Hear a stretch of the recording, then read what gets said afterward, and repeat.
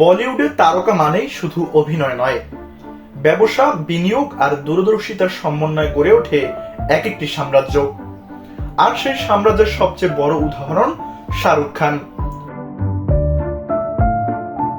সম্প্রতি অভিনেতা, লেখক বিবেক ভাসওয়ানি এমনটাই দাবি করে নতুন করে আলোচনায় এনেছেন বলিউডের এই বাস্তবতা। শাহরুখ খান শুধু একজন সুপারস্টার নয়, বরং একাই যেন একটি বিলিয়ন ডলারের ইন্ডাস্ট্রি।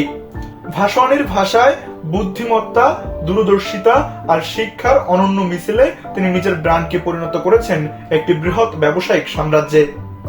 অভিনয়ের বাইরে শাহরুখের রয়েছে বহুমুখী বিনিয়োগ। প্রযোজনা প্রতিষ্ঠান রেড চিলিস এন্টারটেইনমেন্ট, যা শুধু সিনেমা প্রযোজনায় নয়, ভিএফএক্স প্রযুক্তিতেও আন্তর্জাতিক মান তৈরি করেছে। এছাড়া আইপিএল এর জনপ্রিয় দল কলকাতা নাইট রাইডার্সের অন্যতম কর্ণধার তিনি। এই বহুমাত্রিক আয়ের পথই তাকে নিয়ে গেছে অনন্য উচ্চতায়। 2025 সালে তিনি প্রথম ভারতীয় অভিনেতা হিসেবে বিলিয়নিয়র তালিকায় নাম লেখান। তার সম্পদের পরিমাণ দাঁড়ায় প্রায় 12,490 কোটি রুপি। তবে এই তালিকায় একা নন শাহরুখ খান। ড্যানি ডেনজোংপা একসময় বলিউডের জনপ্রিয় খলনায়ক, আজ সফল ব্যবসায়ীও। সিকিমে তার গড়ে তোলা ব্রিউয়ারি ব্যবসায় তাকে নিয়ে গেছে বিলিয়নিয়রের কাতারে। অন্যদিকে রাজেন্দ্র কুমার ছিলেন বিনিয়োগে অত্যন্ত বিচক্ষণ। যেখানে অন্যরা বিলাসিতায় ব্যস্ত, সেখানে তিনি শেয়ার বাজার ও বিভিন্ন প্রতিষ্ঠানে বিনিয়োগ করেছেন নিজের সম্পদ।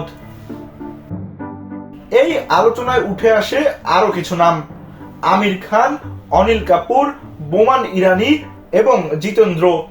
বিশেষ করে আমির খান দূরদর্শী প্রযোজক হিসেবে গড়ে তুলেছেন ভিন্নধর্মী চলচ্চিত্রের উত্তরাধিকার। ভাসওয়ানির পর্যবেক্ষণ, আমির খান আর শাহরুখ খানের পথ এক নয়। আমির মন দিয়েছেন সিনেমার উত্তরাধিকার গড়ায়, আর শাহরুখ মন দিয়েছেন ব্যবসায়িক সাম্রাজ্য নির্মাণে। তবে পথ আলাদা হলেও সাফল্য দুজনেরই সমান উজ্জ্বল।